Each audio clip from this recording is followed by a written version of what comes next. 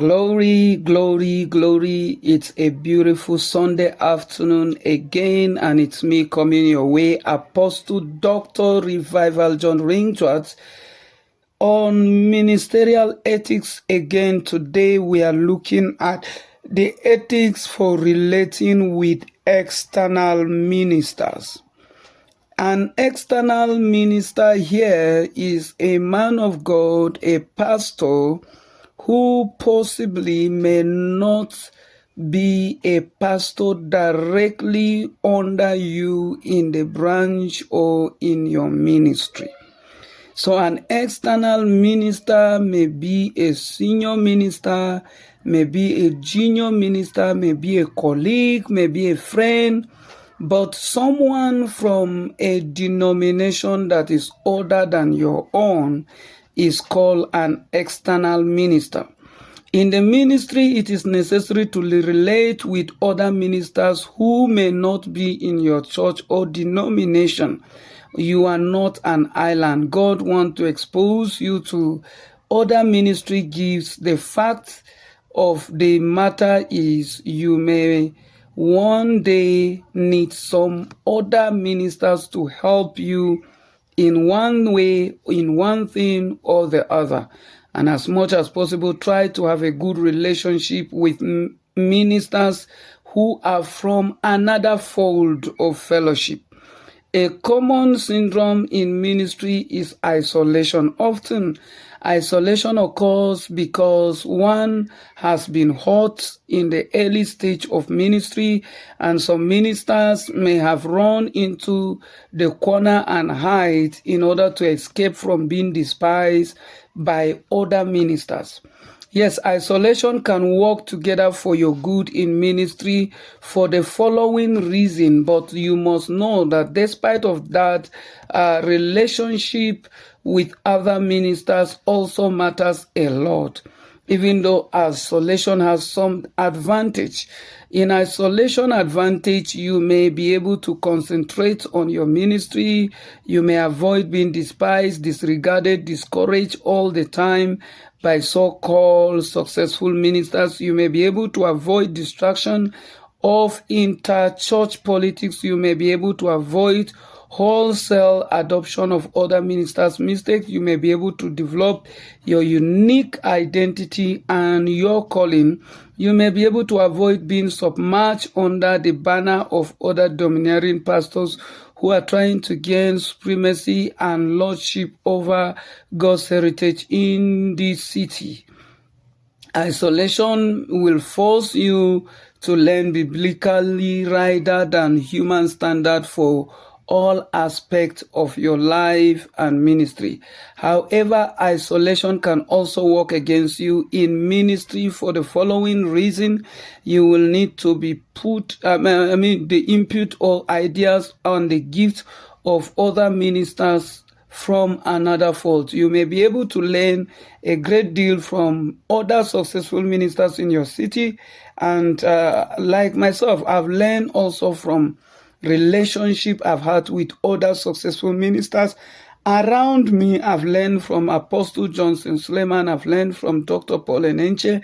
I've learned from Bishop David Ayodepo. I've learned from Pastor Abiome. I've learned from David, Baba Deboye. I've learned from David Abioye. I've learned from different other great ministers of God, including Chris Oyakilome and others. I've learned also from close fathers like Pastor Tunde Pastor Tunde Olushakin. I've learned from my spiritual father. I've learned from other friends of mine who come around me in ministry. Yes, and just like in 1 Corinthians 4:12 verse 21 says, the eye should not say to the hand, I have no need of you. And you should not say to yourself that you don't need another minister from another congregation. You may need the assistance of other ministers in times of political intimidation. Yes, they may speak up in your favor because of all this, you have to develop a dedicated, delicate but important relationship with external ministers.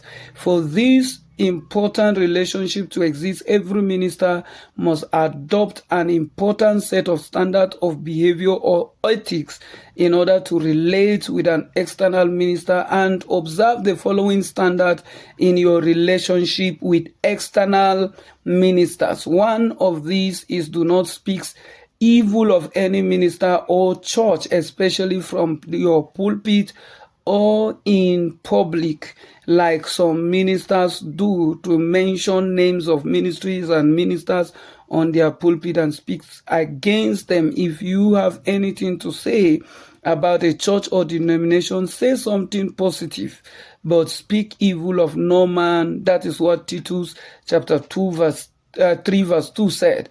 And if you are led to speak against a unscriptural practice of a church or ministry, try not to mention the name of that church. Expose wrong practice with a balanced biblical truth. Do not criticize or ridicule other ministers in front of your church or in front of other pastors. Remember that as you do so, it will also be done for you. Remember that as you do so, you also set the stage for others to criticize you in your future. Even when David had the opportunity to kill Saul, he did not, and he demonstrates to his followers that kings must not be killed, even if they are wrong. Later, when David made a mistake of murdering Uriah, the other mighty men did not rise up to kill David, because they have learned from him that kings should not kill. David had earlier showed them the important principle: do not lift your hand or sword or finger or tongue against the Lord's anointed, as in 1 Chronicles 16 verse 22 says, touch not my anointed and do my prophet no harm. If you criticize other ministers, those under you will also criticize you. Expose your church to other ministry gifts. Do not let the feeling of insecurity overwhelm you. As you open up your church to other gifts, the church is blessed and grows larger. The whole body fitly joined together, as Ephesians 4 verse 16 says, that the whole body fitly joined together and compacted by that which every joint supplied. If you are not absolutely certain of a minister in terms of what you will say or do, you might as well not invite him to your church. Do not invite ministers whom you know are just trying to gain popularity. They may use this exposure as a launching pad to start a church near you. And if this are possible with some of your members, as ministers, do not honor invitation because he wants to become popular, but because he wants to be a blessing. Give honor to all external ministers. Give honor to all external ministers. One very good way of showing respect to external ministers is to invite him honorably. That is, honor to whom honor is due, like in Romans 13 verse 7. But there are some other features you will learn in giving honorable invitation. Invite the minister to an important and well-attended service or function. Unless do not invite someone you honor to a function that is of less value.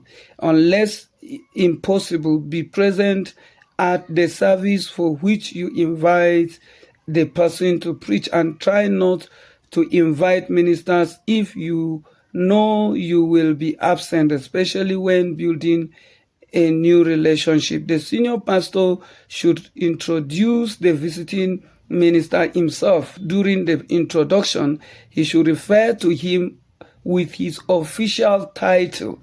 Yes, if someone is a reverend, refer to him as a reverend. If he's a reverend doctor, refer to him as a reverend doctor. Find out his full name and pronounce it properly. Use the full name and proper name of his ministry.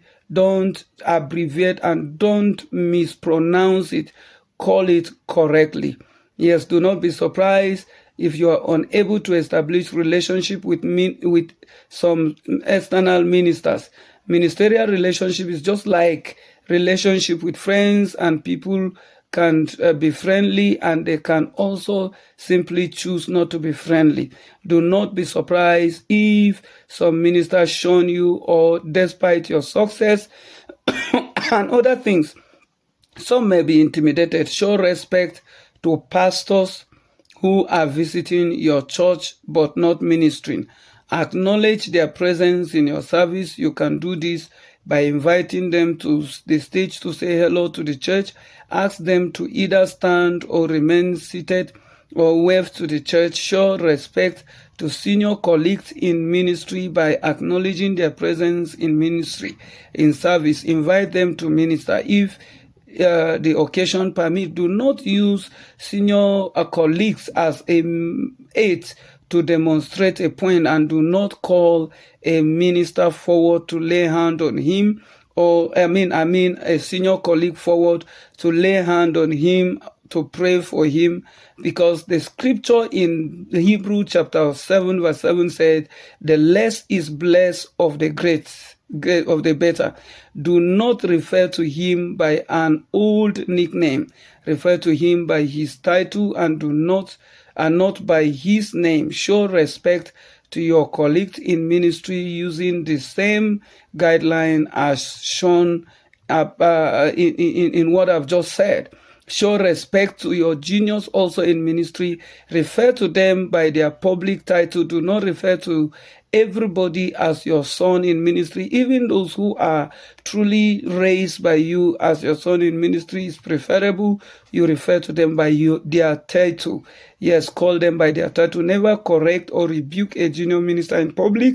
Correct him in private out of the view of the congregation. If you correct them in public, you will undermine their authority and confidence. Praise your junior ministers in public. This will bring out the best in them.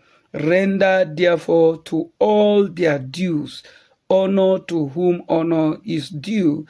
That is what Romans chapter 13 verse 7 said. The Lord bless you for attending today's class, and I want to receive in the comment section what you have learned by hearing today's lecture. God bless you. Amen.